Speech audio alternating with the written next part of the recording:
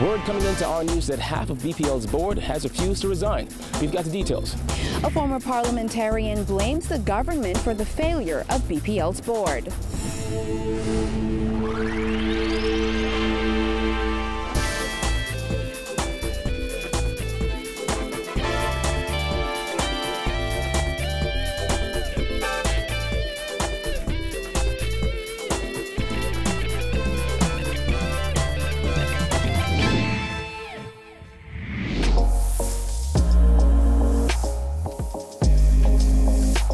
Our News is brought to you by Alive. Welcome to Our News and thanks for joining us. I'm Vonique Tude. Topping news tonight, 3 members of the former board of Bahamas Power and Light have reportedly refused to resign, despite assurances from the Works Minister that a new board would be appointed by Friday. This as reporters put questions to the Prime Minister about the problems at the power company. Kyle Joaquin reports. I think Desmond spoke to that already. Any response from you, sir? Desmond spoke to it already. Thank you very much. If you were expecting the Prime Minister, who campaigned on transparency and accountability, to provide more details on why BPL's entire board was wiped out, you'll be sorely disappointed. In an unprecedented move, all members of the relatively young board were asked to resign. Sources close to the board tell Our News that not all of them have been so willing to step down. Our News understands Nicola Thompson, Nick Dean, and BPL Chairman Donnell Osborne have yet to hand in resignation letters, despite a request by the government. Despite this, the Prime Minister indicated that names of replacements have been presented to the Governor General. Nothing can be said about that because that is the Governor General must sign off on who are members of the board, and until the Governor General does such things, we cannot say.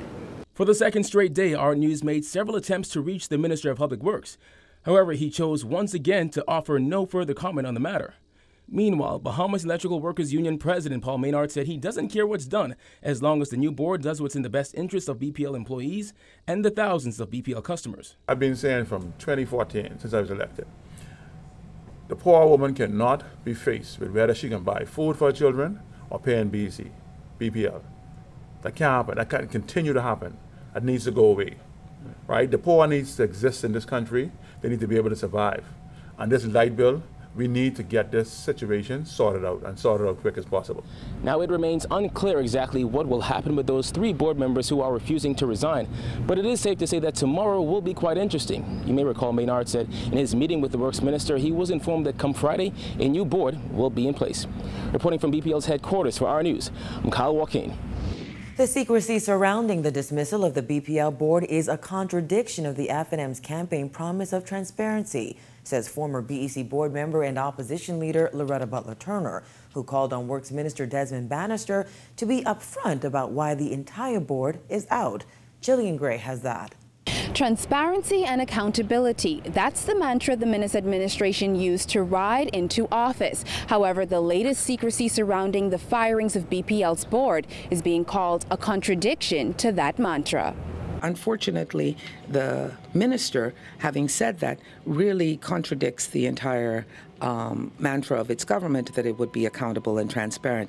It is incumbent upon the minister to be very forthright with the Bahamian people with regards to this entity. Butler Turner said ultimately the blame for the board's failure falls at the feet of the government. The limited amount of information that we've received thus far with regards to the board not being able to move past stalemates of making decisions, clearly either there is a breakdown with regards to the directorate from the politics, the political side of it, the governing side of it, or there is a very bad mixture of individuals that made up the board. And so that all goes back to the formulation of the board, which would have been done by the government itself.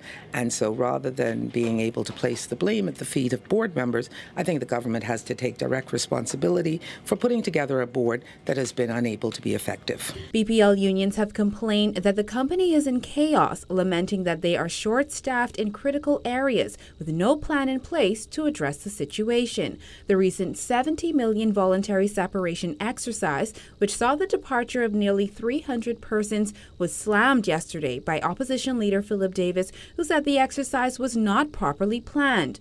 Butler Turner, who is a former BEC board member, said whenever a VSEP exercise happens, the contingency plan must be known to the entire community.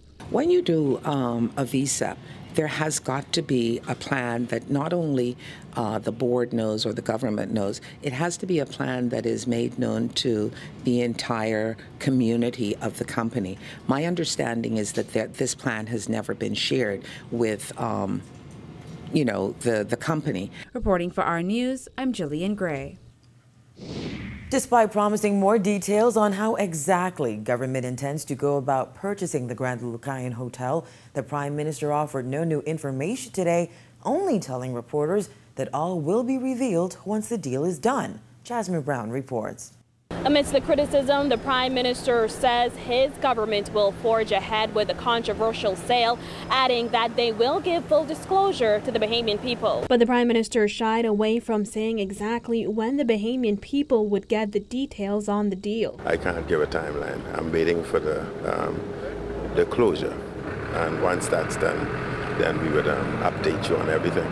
The Prime Minister's comments come 5 days after he promised the government would give a full report this week on the financing for the project and the government's decision to purchase the property.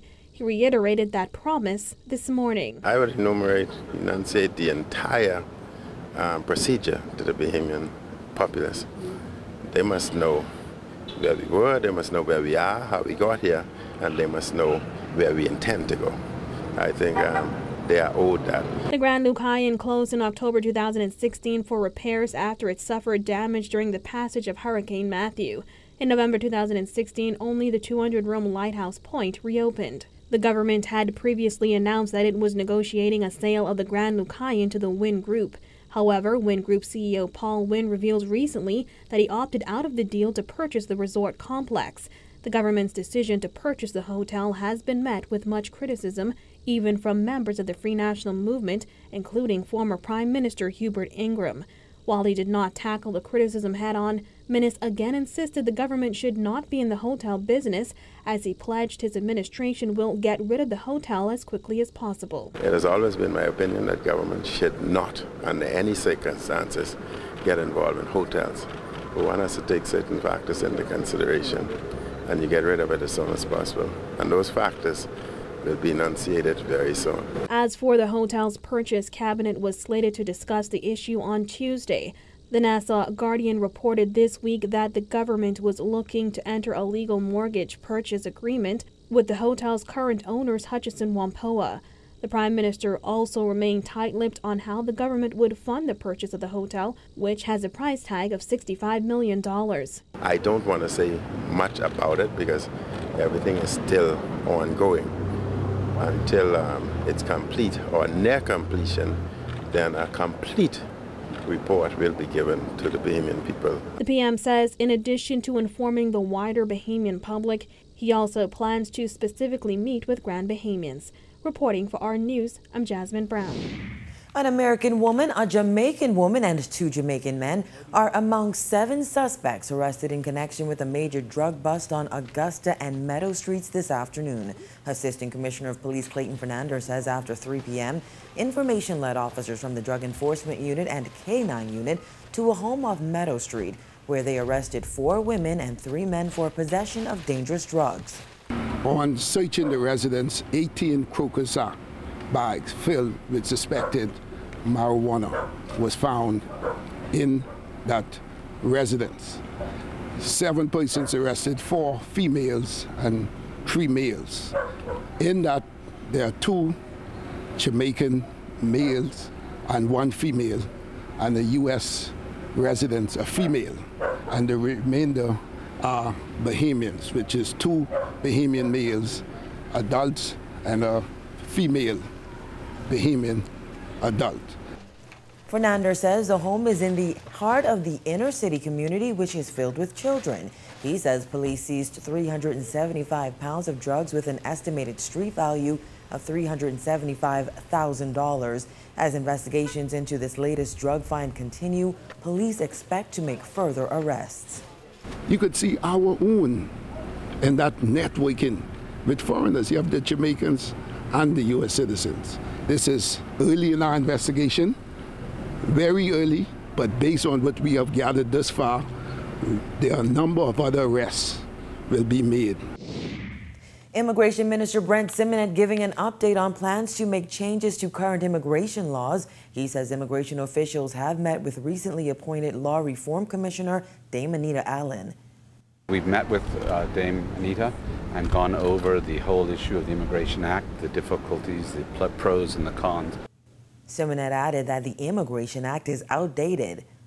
And this act hasn't been substantially amended since independence. So she's working on that, and we hope to be able to have a draft out shortly. I don't want to put any timeline to it because it's a very complex issue. It involves constitutional rights. It involves obviously the issues of the day. It involves the emotional parts of a number of issues. So we'll give you updates as we go along. Still to come, in the midst of turmoil, BPL customers vent their frustrations, plus Toledo Strong's body lies in state. That's coming up when our news returns.